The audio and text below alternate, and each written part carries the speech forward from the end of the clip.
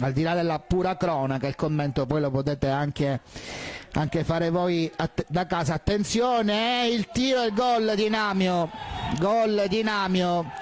in mischia arriva il gol di Namio, 1-0 Regina Mundi al minuto 35, ha segnato Domenico Namio. Come detto, poi basta un episodio,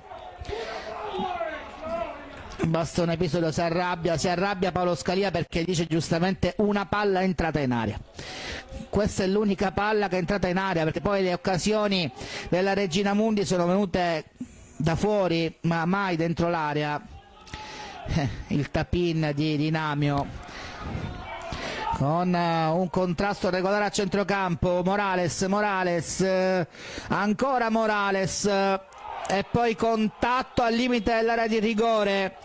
5-6 elementi, vediamo. Clemente la mette per il 2-0 Regina Mundi, l'ha messa sul secondo palo, punizione esemplare quella di Marco Clemente.